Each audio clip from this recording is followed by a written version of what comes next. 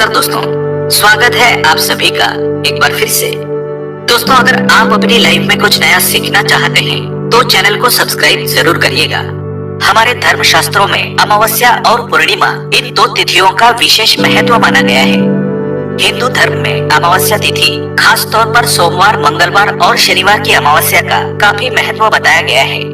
इस दिन स्नान, दान और तर्पण करना बहुत ही पुण्यदायक और लाभदायक माना गया है। अमावस्या तिथि पितरों निमित्त कार्यों के लिए, उनका आशीर्वाद पाने के लिए महत्वपूर्ण मानी गई है। अगर हिंदू धर्म की माने तो ऐसी मान्यता है कि गाय की सेवा अगर निस्वार्थ भाव से की जाए तो घर में लक्ष्मी का वास होता है। वैसे तो युगों से चला आ रहा है कि गाय को हम कुछ न कुछ खिलाते जरूर हैं। गाय को सनातन धर्म में लक्ष्मी स्वरूप भी माना गया है। कहा जाता है कि गाय की सेवा करने से घर परिवार सुखी और संपन्न रहता है। जिस घर में गाय की सेवा निस्वार्थ भाव से होती है उस घर में लक्ष्मी जी की कृपा हमेशा बनी रहती है। और जिस घर में गाय की सेवा नहीं होती, अचानक से किसी भी प्रकार की वहाँ पर विघ्न बाधाएं आती रहती है।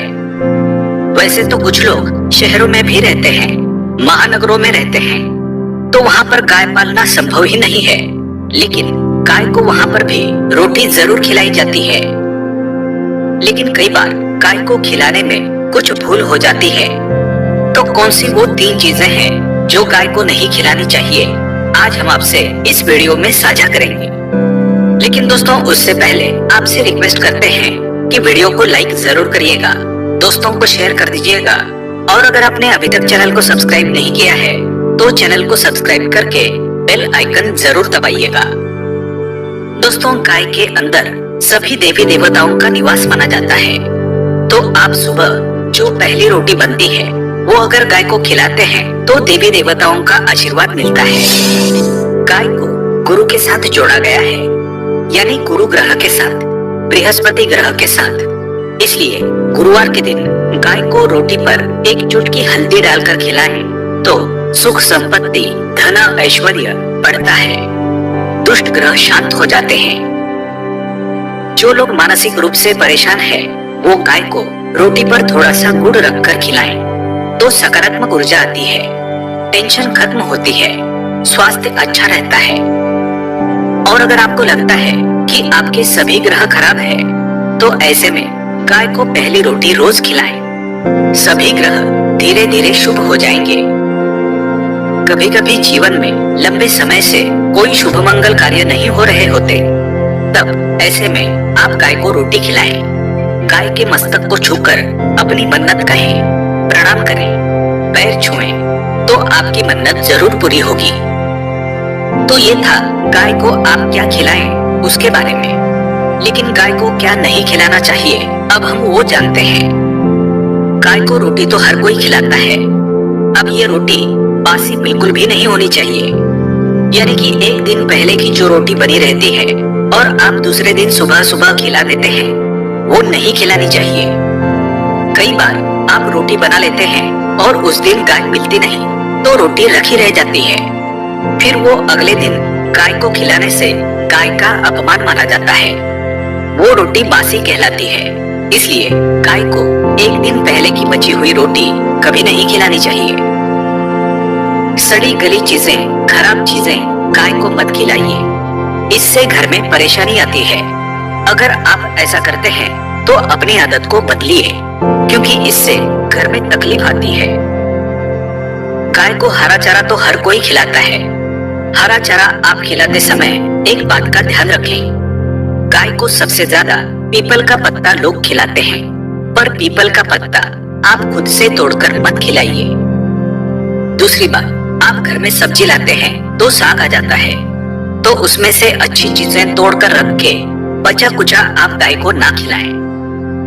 आप जो देंगे वो गाय खा लेगी, लेकिन थोड़ी सी कुछ अच्छी चीजें मिलाकर गाय को खिला दीजिएगा तो ज्यादा फायदा होगा। गाय को दूध नहीं पिलाना चाहिए। आप दही चावल खिला सकते हैं, लेकिन दूध ताजा हो या बचा हुआ भूलकर भी गाय को मत पिलाइए। तो 3 चीजें गाय को नहीं खिलानी है। एक तो बची कुची रोटी नहीं खिलानी है, कोई भी अनाज बच जाए उसे दूसरे दिन गाय को नहीं खिलाना है। जैसे चावल बच जाता है, रोटी बच जाती है। और आप अगर चारा खिलाते हैं उन्हें तो सड़ा गला मत खिलाइए, और अगर खिलाते हैं कोई चीज तो उसके साथ कुछ अच्छी चीजें मिला लें। और गाय को दूध भी नहीं पिलाना है, ये चीजें बिल्कुल भी नहीं खिलाएं, नहीं तो घर में गरीबी आती है, माता लक्ष्मी आपके घर में वास करना छोड़ देती है। 84 लाख योनियों के सफर करके आत्मा अंतिम योनि के रूप में गौ का रूप धरती है। गाय लाखों योनियों का वो पड़ाव है जहां आत्मा विश्राम करके आगे की यात्रा शुरू करती है। दोस्तों, गाय का कोई अपशगुन नहीं होता है। जिस भूभाग पर मकान बनाना हो वहां पर अगर आप 15 दिन के लिए गाय और बछड़ा बांध देते हैं तो वो जगह पवित्र हो जाती है। भूभाग से बहुत सारी आसुरी शक्तियों का नाश हो जाता है, क्योंकि गाय में सकारात्मक ऊर्जा का भंडार माना गया है। गाय का मार्ग रोकना, अगर आप कहीं भी जा रहे हैं और गाय माता आपका मार्ग रोक दें तो ये बहुत ही शुभ माना जाता है। गाय और बछड़े का दर्शन एक साथ आपको हो जाए तो आपकी सफलता का प्रतीक माना जाता है। अगर आपके घर के आसपास गौ घूमती रहती है तो इसका मतलब है कि आपके घर से काफी सारे संकट अपने आप ही दूर होने वाले हैं और समृद्धि पूर्वक जीवन आपको मिलता है।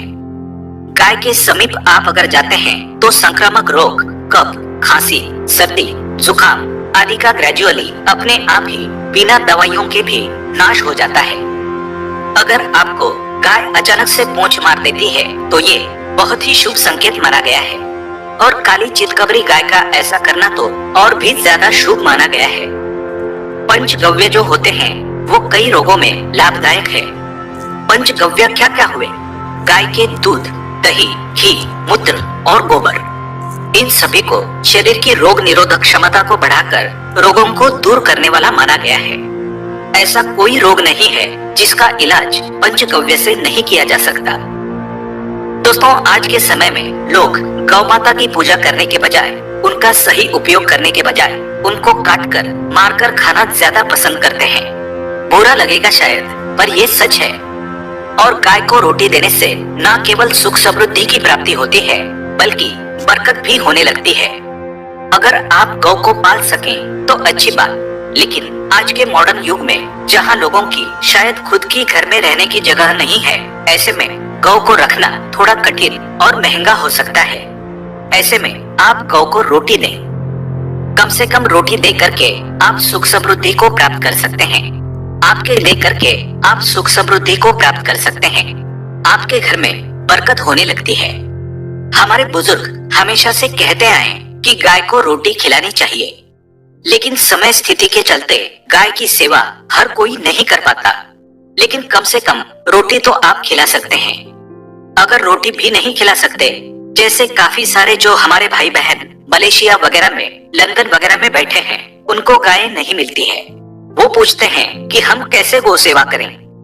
आप ऐसा कर सकते हैं, आप गौ के नाम के पैसे निकालते जाएं और फिर आप चाहे तो कभी इंडिया आए तो आप गौशाला में दान दे दें, या फिर आप चाहे तो वहीं पर किसी गरीब को गौ के नाम की रोटियां खिलाएं।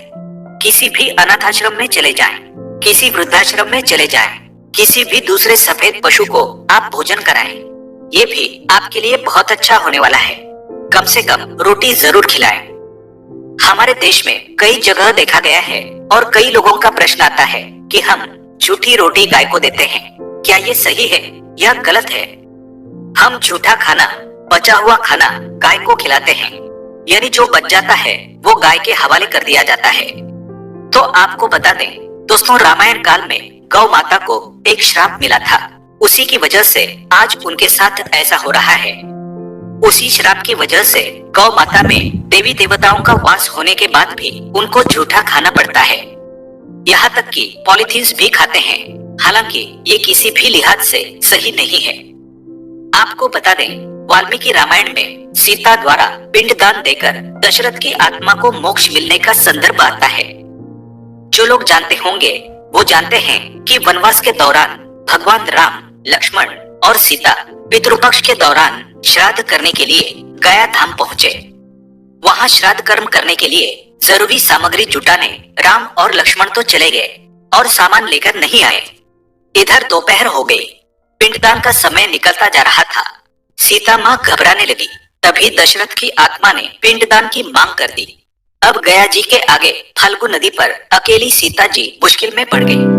उन्होंने फल्गु नदी के साथ वट वृक्ष, केतकी के फूल और गाय को साक्षी मानकर बालू का पिंड बनाया और स्वर्गीय राजा दशरथ अपने ससुर के निमित्त पिंड दान कर दिया।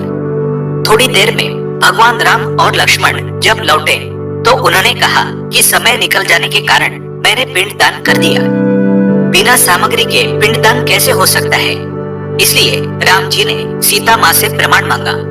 तब सीता माता ने कहा कि जो फल्गु नदी की रेत है, केतकी के फूल है, गाय है और वट वृक्ष है, जो मेरे द्वारा किए गए श्राद्ध कर्म की गवाही दे सकते हैं। इतने में फल्गु नदी, गाय और केतकी के फूल तीनों इस बात को मुकर गए। उन्होंने कहा सीता माँ झूठ बोल रही है, सिर्फ वट वृक्ष ने सही बात कही। तब सीता जी ने दशरथ का ध्यान करते हुए उनसे ही गवाही देने की प्रार्थना करी। दशरथ जी ने सीता माँ की प्रार्थना को स्वीकार करके घोषणा की कि ऐन वक्त पर सीता ने मुझे पिंडदान कर दिया। इस पर राम आश्वस्त हुए, लेकिन तीनों गवाहों द्वारा झूठ बोलने पर सीता जी उनसे क्रोधित हो गई और उन्हें श्राप दिया। फल्गु नदी से कहा कि जा, तेरा नाम सिर्फ नदी रहेगा, लेकिन तुझ में पानी कभी नहीं रहेगा। इस कारण आप भी जानते होंगे, जो लोग जानते हैं, फल्गु नदी आज भी गया में सूखी ही रहती है। गाय को श्राप दिया कि तू पूज्य होकर भी लोगों का झूठा खाएगी, और केतकी के फूल को श्राप दिया कि तुझे पूजा में कभी नहीं चढ़ाया जाएगा। वट वृक्ष को सीता माँ ने आशीर्वाद दिया कि उसे लंबी आयु की प्राप्ति होगी और दूसरों को छाया प्रदान करेगा, तथा पतिव्रता स्त्री तेरा स्मरण करके अपने पति की दीर्घायु की कामना करेंगी। यही कारण है कि गाय को आज भी झूठा खाना पड़ता है। केतकी के फूल को पूजा से निषिद्ध बताया गया है। फल्गु नदी के तट पर जल नहीं है। सीता कुंड में पानी के अभाव में सिर्फ बालू या रेत में पिंडदान किया जाता है। दोस्तों, शास्त्रों के मुताबिक गौ माता में सारे देवी देवता निवास करते हैं। 33 कोटि देवी देवता और पितर का निवास होता है। अगर आप भी किसी मंदिर में नहीं जा सकते, पूजा पाठ नहीं करते हैं, कहीं जाकर के ग्रह दोषों का उपाय नहीं कर सकते हैं, तो आपको गाय को एक रोटी जरूर खिलानी चाहिए। हमेशा कहते हैं पहली रोटी गाय की। अगर आप भी खिलाते हैं तो दुनिया के सारे सुखों को प्राप्त कर सकते हैं। आपने अक्सर ही सुना होगा कि रसोई में पहली रोटी जो भी बने गाय को दे देनी चाहिए। हर रोज गाय को एक रोटी देने से आपके जीवन के सभी दुख दर्द दूर हो जाते हैं। खाना बनाते वक्त हमेशा पहली एक रोटी गाय की निकाल दें। इसके बाद ही परिवार के बाकी सदस्यों के लिए आपको रोटियां सेकनी चाहिए। कोशिश करनी चाहिए कि गाय की उस रोटी में थोड़ा सा हल्दी मिला दें। इससे गाय को रोटी खिलाने का अपार फल प्राप्त होता है। अगर गुरुवार का दिन हो तो लोई ले लें। सने हुए आटे की एक छोटी सी लोई बना लें और उसमें हल्दी मिलाकर गाय को खिला दें। आपके जीवन में शुभता आती है, वैभव आता है, धन संपत्ति का वास होता है। आप जो भी हासिल करना चाहते हैं जिंदगी में, तो आप देखेंगे कि तुरंत आपको मिनटों में वो हासिल हो जाता है। इसी तरह से आपको नमक का एक उपाय बताते हैं। नमक क्या है? नमक के बिना तो हर स्वाद अधूरा है, और साथ ही साथ अगर नमक ना हो जीवन में तो स्वादहीन हो जाता है। जितना हम खाने में नमक को इम्पोर्टेंट मानते हैं, उतना ही ज्योतिष में नमक को इम्पोर्टेंट ही माना जाता है और इसे कर्ज की वस्तु माना गया है। किसी का नमक खाने का अर्थ क्या होता है? उसका कर्जदार होना। आपने सुना ही होगा, नमक का कर्ज अदा करना है। इसलिए अगर आप जीवन को सुगम बनाना चाहते हैं, सरल बनाना चाहते हैं, तो नमक का एक आसान सा प्रयोग आपको आज हम बताएंगे। आप देखिए कि कितने आपको पॉजिटिव परिणाम मिलते हैं, और इतना आसान है कि इसके लिए आपको अतिरिक्त मशक्कत करने की कोई जरूरत नहीं है। सिर्फ आपको अपने घर में बनी सबसे पहली रोटी लेनी है और उस पर थोड़ा सा नमक रख दें। अब आप पूछेंगे कौन सा नमक रखें? तो सबसे बेस्ट है आप सादा नमक, ढेली वाला नमक, सस्ता नमक जो भी है वो रखें। काला नमक नहीं रखना है, आपको सफेद नमक ही रखना है। तो नमक रख लें और फिर इस रोटी को किसी कपिला गाय को आपको दे देनी है। कपिला गाय यानी सफेद रंग की गाय को आपको खिला देना है। अगर आपको कपिला यानी सफेद गाय नहीं मिलती है तो आप ये रोटी किसी भी गाय को खिला दें। मगर यदि आपको कोई ऐसी गाय दिख जाए, सबसे पहले सफेद गाय को ही खिलाना प्रेफर करें। आपको बता दें दोस्तों, ये उपाय आपकी हर समस्या को जड़ से दूर कर देता है। चाहे आपके घर में कोई बड़ी कलह हो, कोई पारिवारिक वाद विवाद हो, इस उपाय को करके आपके घर में सुख का वास होने लगता है। जो भी धन की कमी हो, बच्चों की पढ़ाई हो, करियर में सफलता हो, सभी मुश्किलें आपके जीवन की दूर होने लगती है। लेकिन गाय को रोटी देते वक्त मन में ऐसा कोई भाव ना लगा कर रखें कि हम रोटी खिलाते हैं या फिर हम बहुत बड़े दानी हैं। अन्यथा इस स्थिति में पुण्य फल की प्राप्ति होना संशय वाली स्थिति देता है। गाय को रोटी खिलाने से नियम से बरकत के अलावा आप देखेंगे धन संपत्ति में दिनों दिन बढ़ोतरी होने लगती है और आपके घर के ग्रह दोषों से आपको मुक्ति मिलती है। अगर आपके भी घर में धन की कमी है तो आपको ये उपाय जरूर करना चाहिए। किसी भी दिन करें। अगर सावन का पवित्र महीना है तो हर दिन शुभ है। आप जिस दिन चाहें उस दिन से कर सकते हैं और आप देखेंगे इस उपाय को करने से आपके घर से धन की कमी बिल्कुल झट से दूर हो जाती है। तो ये उपाय आप जरूर कर लीजिए। आज के लिए बस इतना ही। दोस्तों, अगर आपको ये वीडियो पसंद आया है तो वीडियो को लाइक करिएगा, दोस्तों को शेयर जरूर करिएगा और चैनल को सब्सक्राइब करके बेल आइकन जरूर दबाइएगा ताकि आने वाला नॉलेजेबल वीडियो आपको सबसे पहले मिले। दोस्तों, मिलते हैं अगले वीडियो में। तब तक के लिए गुड बाय।